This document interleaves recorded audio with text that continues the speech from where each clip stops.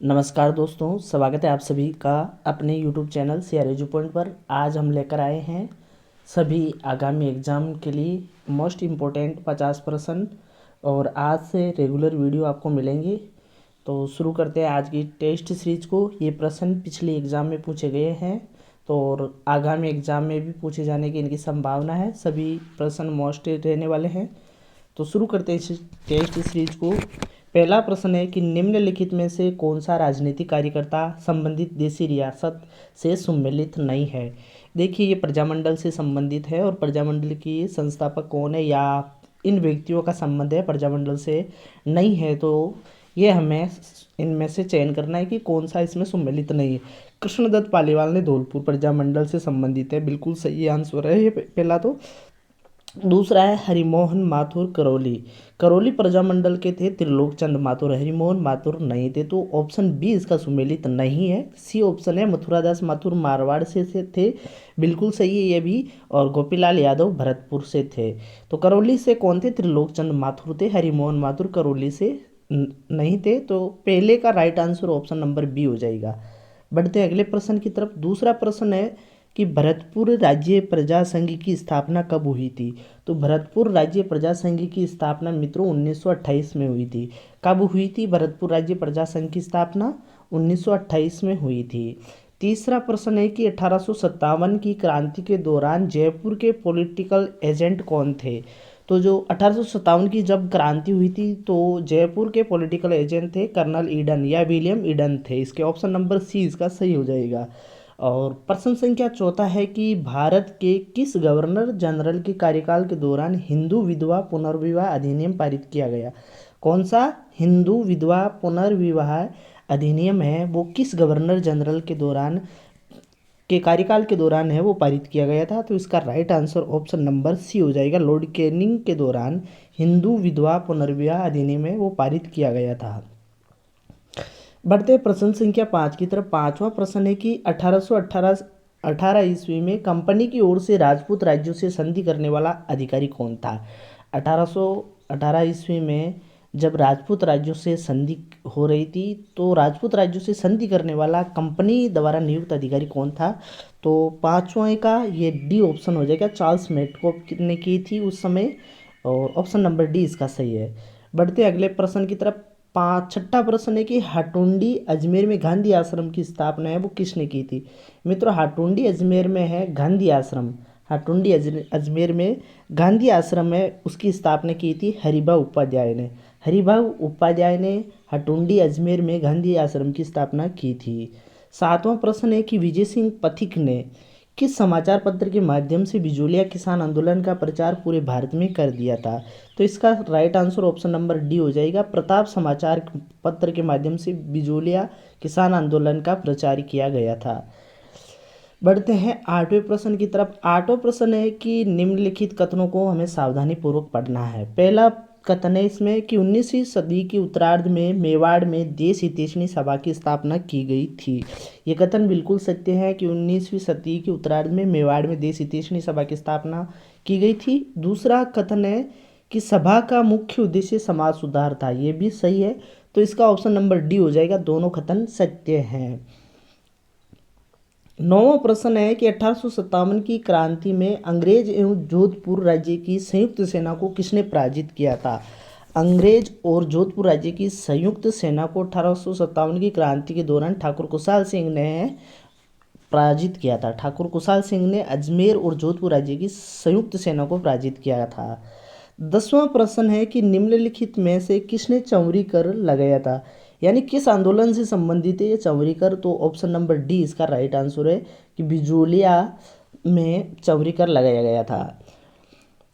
11वां प्रश्न है कि मनहसर प्रसिद्ध है। मनहसर किसके लिए प्रसिद्ध है। तो 11वें का ऑप्शन नंबर ए सही है। ये सोने की चित्रकारी के लिए प्रसिद्ध है। मनहसर है वो सोने की चित्रकारी के लिए प्रसिद्ध है। 12वां प्रश्न है कि शिक्षा संत के रूप में प्रसिद्ध स्वामी केशवानंद का जन्म है वो कहाँ हुआ था। शिक्षा संत के रूप में प्रसिद्ध कौन है? स्वामी केशवानंद। और इनका जन्म कब कहाँ हुआ था। तो इनका जन्म हुआ था मंगलूना गांव में। कहाँ हुआ था इनका जन्म? मंगलूना गांव में हुआ था। 13वां प्रश्न इंपॉर्टेंट प्रश्न है, आगामी एग्जाम में पूछा जा सकता है और अधिकांश विद्यार्थी इसको गलत भी करते हैं। यह प्रश्न है कि भारतीय लोक कला मंडल संस्थान कहाँ स्थित है। भारतीय लोक कला मंडल संस्थान है वो ऑप्शन नंबर ए सही हो जाएगा। इसका उदयपुर में स्थित है। भारतीय लोक कला मंडल संस्थान कहाँ स्थित है, उदयपुर में स्थित है। इस प्रश्न की आप विशेष तौर से ध्यान रखें। भारतीय लोक कला मंडल संस्थान कहाँ पर है, उदयपुर के अंदर है ये।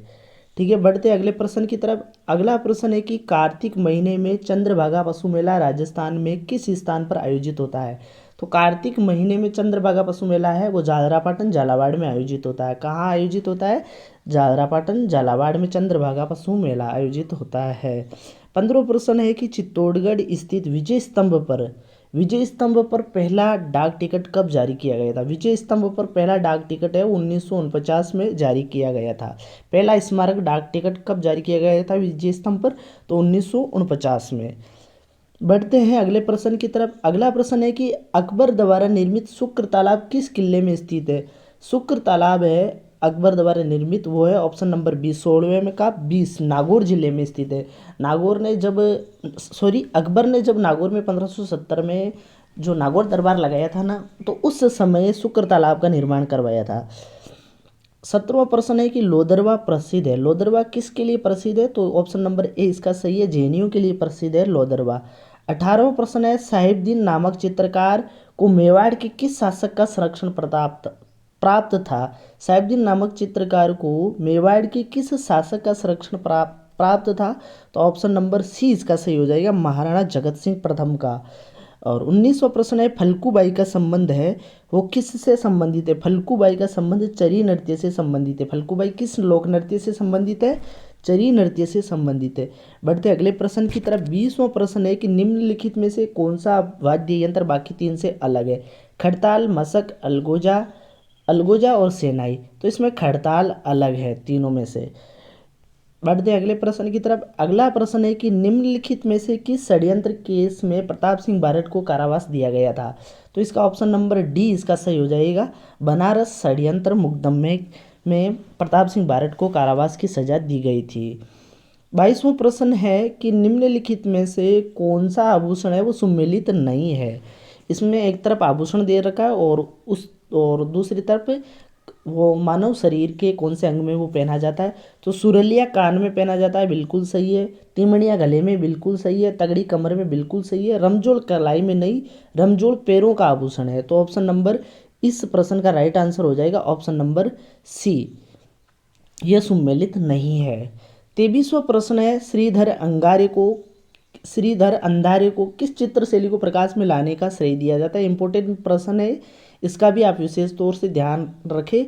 श्रीधर अंगारे को है वो देवगढ़ शैली को प्रकाश में लाने का श्रेय दिया जाता है। 24वां प्रश्न है सुमेलित कीजिए। 24वां प्रश्न है सुमेलित कीजिए। तो करणी माता है वो है चारणों की कुलदेवी। करणी माता है चारणों की कुलदेवी। सकराय माता खंडेल वालों की कुलदेवी है और आई माता है वो सीरवी जनजाति की कुलदेवी है। साथ ही नारायणी माता है वो नाई देवी की।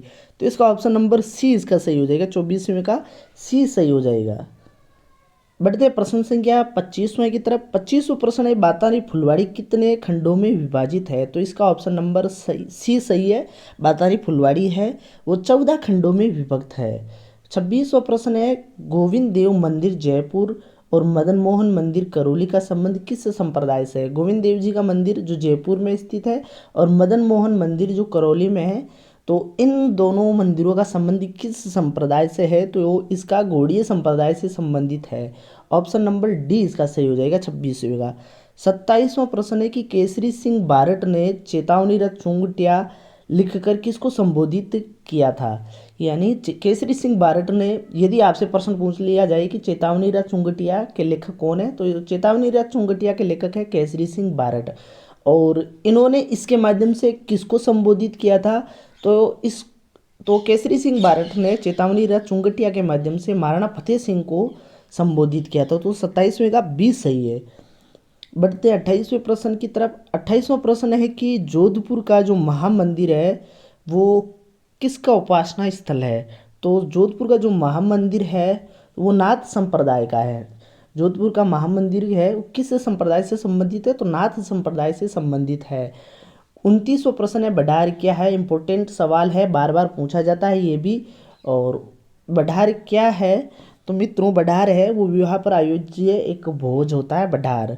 विवाह पर आयोजित एक भोज होता है बडार। 30वां प्रश्न है कि निम्नलिखित में से कौन सा युग्म सुमेलित नहीं है? हमीर महाकाव्य के रचयिता नयनचंद्र सूरी, बिल्कुल सही है। वंश भास्कर सूर्यमिल मिश्रण की रचना है, बिल्कुल सही है। कोलई माला भी उद्योतन सूरी ने लिखी थी। और पृथ्वीराज विजय चंद्रवर्दई ने नहीं लिखी थी, पृथ्वीराज विजय लिखी थी जयानक ने। चंद्रवर्दई ने लिखी थी पृथ्वीराज रासो। चंद्रवर्दई ने क्या लिखा था? पृथ्वीराज रासो लिखा था, जबकि पृथ्वीराज विजय वो जयानक की रचना है। तो आप इनका भी विशेष तौर से ध्यान रखें। इसमें से एक न एक प्रश्न आपके आगामी एग्जाम में आने की पूरी पूरी संभावना है। 31वां प्रश्न है मुक्ति नामक एक कविता संग्रह के रचयिता कौन है? तो ऑप्शन बी इसका सही है, मिठेश निर्मोही मुक्ति नामक कविता संग्रह के रचयिता है। 32वां प्रश्न है कि भील जनजाति के पुरुष कमर पर जो वस्त्र लपेटा करते हैं उसे क्या कहते हैं? भील जनजाति में जो पुरुष होते हैं वो कमर पर एक वस्त्र लपेटते हैं, तो उस वस्त्र को क्या कहते हैं? तो इसको खोइतू कहते हैं। 33वां प्रश्न है कि चार हाथों वाले लोक देवता किसे कहा जाता है? चार हाथ वाले लोक देवता है कल्लाजी को कहा जाता है। चार हाथ वाले लोक देवता किसे कहते हैं? कल्लाजी को कहते हैं। 34वां प्रश्न है कि सांप्रदायिक सौहार्द के प्रतीक काजी हमीदुद्दीन नागौरी कौन? काजी हमूदी हमू हमीदुद्दीन नागौरी, काजी हमीदुद्दीन नागौरी है किस सूफी सिलसिले के थे? तो 34वां का डी ऑप्शन सही है जो हो जाएगा। काजी हमीदुद्दीन नागौरी है वो सुहरावर्दी सिलसिले से संबंधित थे। 35वां प्रश्न है कि मलिक शाह की मस्जिद कहाँ स्थित है? तो मलिक शाह की मस्जिद है वो जालोर में है, श्री मंदिर के सामने स्थित है मलिक शाह की मस्जिद। तो 35वें का सी सही हो जाएगा। 35वें का कौन सा सही हो जाएगा? सी सही हो जाएगा। बढ़ते 36वें प्रश्न की तरफ। 36वां प्रश्न है कि राजस्थान निम्नलिखित में से राजस्थान के किन जिलों के समूह में मुख्यतः कच्छारी मृदा पाई जाती है? तो 36वें का सी सही है। कोटा और बूंदी में कच्छारी मृदा पाई जाती है। कच्छारी मृदा कहाँ पाई जाती है? कोटा और बूंदी में पाई जाती है। तो मित्रों इस प्रश्न में लेकर एक कन्फ्यूजन है, मैं आपको बता देता हूँ कि कच्छारी मृदा भरतपुर धौलपुर में भी पाई जाती है और कोटा बूंदी में कच्छारी मृदा को दो भागों में विभाजित किया गया है। और हालांकि कर्मचारी बोर्ड ने इसकी प्रारंभिक आंसर की में ऑप्शन नंबर सी को सही माना है, लेकिन देखते हैं क्या होता है फाइनल आंसर की में। और इसके बारे में जो पूर्णतः आंसर है वो मैं आपको बाद में बता दूंगा, ठीक है। बढ़ते हैं 37वें प्रश्न की तरफ। 37वां प्रश्न है जनगणना 2011 के अनुसार राजस्थान में लिंगानुपात कितना है? तो 37वें का ए ऑप्शन सही है, राष्ट्रीय औसत से 15 बिंदु कम है। और बढ़ते हैं अगले प्रश्न की तरफ। 38वां प्रश्न है कि 2011 की जनगणना के अनुसार राजस्थान की कुल जनसंख्या में अनुसूचित जनजाति की जनसंख्या का प्रतिशत कितना है? राजस्थान की कुल जनसंख्या में अनुसूचित जनजाति की जनसंख्या का प्रतिशत कितना है 2011 की जनगणना के अनुसार? तो इसका ऑप्शन नंबर सी सही हो जाएगा, 13.5% है।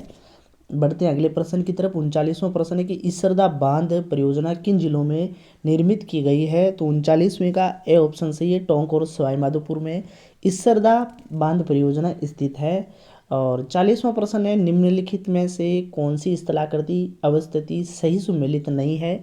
तो 40वें का उड़िया पठार माउंट आबू बिल्कुल सही है। भाकर पूर्वी सिरोही ये भी सही है। और भोराट कुंभलगढ़ से गोगुंदा के मध्य ये भी सही है। लसाड़िया का पठार उदयपुर में राजसमंद में नहीं है, तो ऑप्शन नंबर सी इसका सही हो जाएगा। और बढ़ते हैं 41वां प्रश्न। 41वां प्रश्न है कि राजस्थान के निम्नलिखित में से किन जिलों में इनसेप्टी सेल मृदा पाई जाती है? इनसेप्टी सेल मृदा है वो राजस्थान के किन जिलों में पाई जाती है? तो इसका ऑप्शन नंबर बी सही हो जाएगा, पाली भीलवाड़ा और सिरोही में इनसेप्टी सेल मृदा पाई जाती है। 42वां प्रश्न है कि कौन सा खनिज या खनन क्षेत्र सही सुमेलित नहीं है? तो 42वें का ऑप्शन नंबर देखिए, रॉक फॉस्फेट जामरकोटरा उदयपुर ये भी सही है। मैग्नीज काला खूंटा में ये भी सही है। और लोहे अयस्क मोरिजा बानोल डाबड़ा ये भी सही है। ऑप्शन नंबर सी इसका सही नहीं है, 42वें का सी ऑप्शन हो जाएगा।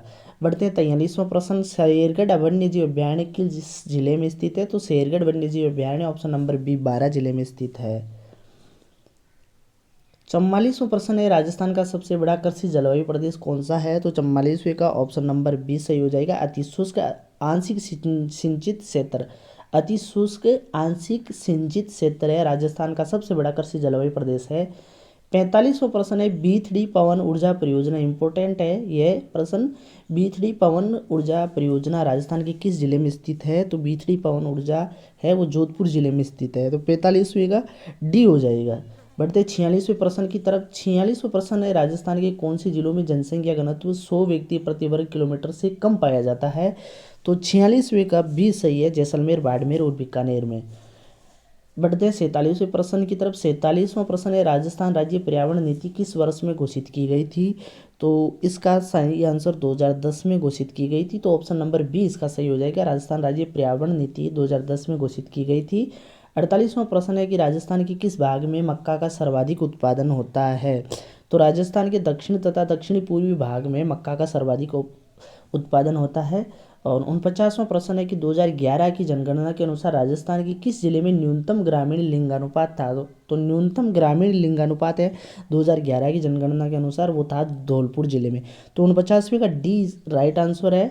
और 50वां आज का इस टेस्ट सीरीज का लास्ट प्रश्न है कि खस की घास मुख्यतः राजस्थान में कहाँ पाई जाती है? तो ऑप्शन नंबर ए इसका सही है, भरतपुर और टोंक वन विभाग में खस की घास मुख्यतः पाई जाती है। उम्मीद करूंगा कि आपको ये वीडियो पसंद आया होगा, और अगर आपके मन में कोई सवाल हो, कोई शंका हो, तो कमेंट बॉक्स में ज़रूर कमेंट करें। वीडियो आपको कैसा लगे ये भी कमेंट कर ज़रूर बताइए। और वीडियो को यदि आपने अभी तक लाइक नहीं किया तो प्लीज़ इसे लाइक करें और अपने सभी दोस्तों के पास इसे ज़रूर शेयर करें। धन्यवाद।